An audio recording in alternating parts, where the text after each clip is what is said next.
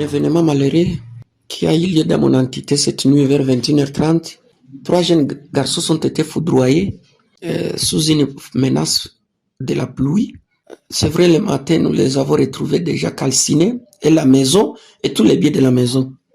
Les corps sont encore là. Vraiment, c'est un événement très douloureux. C'est le premier événement, mais néanmoins, il y a presque 4 ans, il y a une personne qui s'était abritée sous un arbre. Lui était aussi foudroyé, mais ce n'est pas comme celui-ci que nous avons vécu aujourd'hui.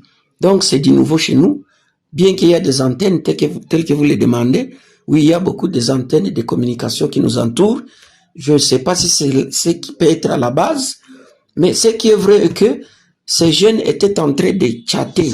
C'est ce qui a été à la base d'être foudroyés, puisqu'ils étaient tous entourés à côté de ces téléphones. Nous les retrouvons ici. C'était une maisonnette, une petite maisonnette en planche. Donc, le papa qui était à côté, dans une maisonnette aussi en bâche, lui s'est sauvé, il a fui, puis il était un peu loin de ces jeunes qui étaient en train de jouer avec le téléphone. Il a eu aussi la vie sauve. Donc, c'est une interpellation pour ma population d'éviter de jouer avec le téléphone pendant une saison pluvieuse. Si ils constatent que nous sommes menacés par une pluie, quand même ils doivent être aussi vigilants pour ne pas être victimes. Ce que nous voyons sur des réseaux sociaux, ça se passe dans des pays étrangers. C'est aujourd'hui que j'ai compris que c'est une réalité. Donc nous pouvons être victimes d'une manière ou d'une autre si nous ne voulons pas poursuivre ce qui est dit par rapport au téléphone.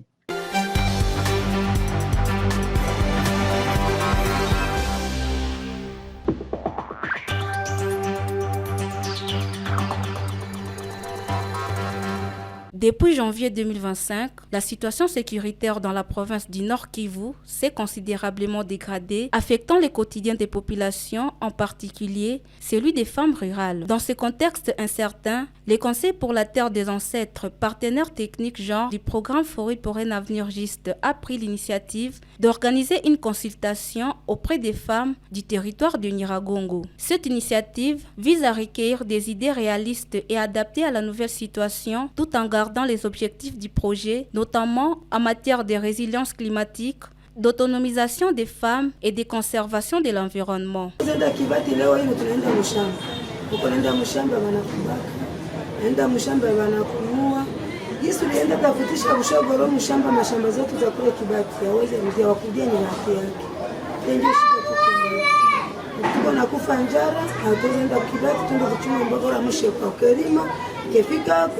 na vinyako chuma bishoko wako na kutungika mu miti tuko na mwenye balibeba kutoka shamba yake aisha pita mshamba wako na chuma bishoko ya kujisha sasa bisemea bakamutia mu miti hivi yake na kibati tunateseka mpaka timu miti tunateseka bwana wako walimbeba bwana yake na msika wangu wa mwisho ndio askari alikuwa Sudan mtoto wangu alikuwa anatoka Bilele na Mjini naye na mtoto hapa je normali niko tumatize kakutana na kumbo kamata na kamtia mkongo wakampiga sana wakati aliona anapigwa sana kabisa na wako nampita sema wewe ni mzalendo na yeye kuona vile akafika kwa nyumba bako namuuliza alete silaha juu ya kichwa yenye naharibika hana juu ya fimbo akafika kwa nyumba akaenda onyesha papa mpapa na mwekea silaha na hakuna aliingia nyumba wakachaka kitu tu chenye kilipotea ndani ni ndio yangu nyumba ya baba kisha na baba wakamubeba na mtoto wakaenda kuwafunga walipikaka wakamaliza siku mbili ya tatu ndio walipeleka na mapingo na bako naenda na maricho zao zilishopata.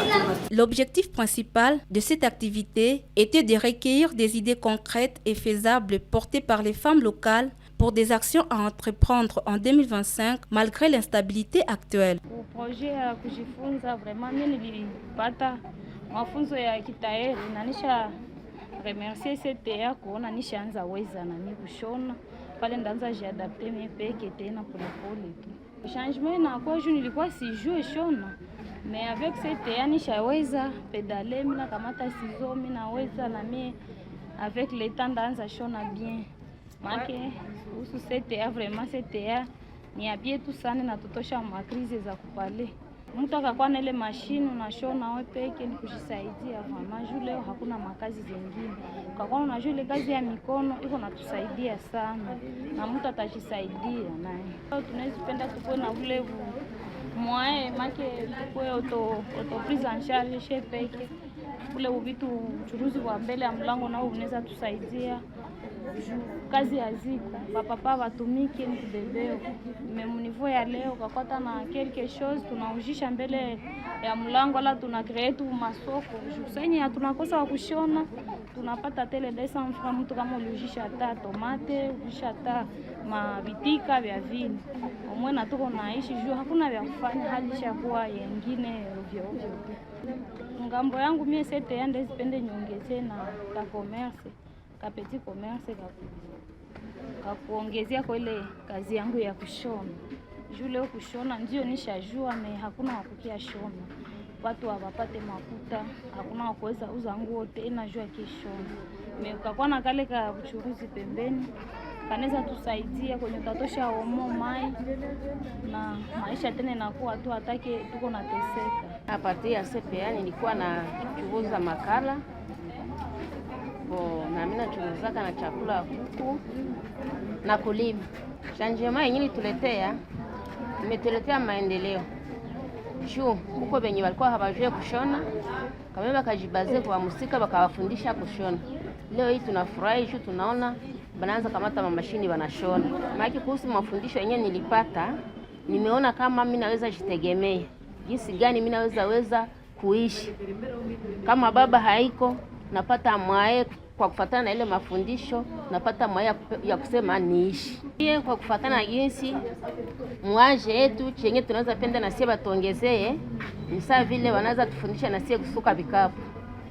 Juu ile wakati tutakuwa tunajiorganiza tunasuka vikapu, itakuwa inatusaidia. Mazingira yetu lisharibika. Juu leo hii mwanamke mbele alikuwa anatoka kwa nyumba, unaenda mshamba. Ukishafika mshamba, unatafutisha unaleta chakula. Leo hii ukatoka unaenda mshamba, unakutana na watu wabaya wanakubaka. Ubie saa nyingine tena unaenda mshamba. Kama ulikuwa umepanda umaragi, unakutana ng'ombe zilishakula zinamaliza. Unasema pale uko saa moja unaweza kufuata kama unasema. Unanyamaza. Miti yenyewe mlishapani ilishakomala. Mimi hayatoa matunda.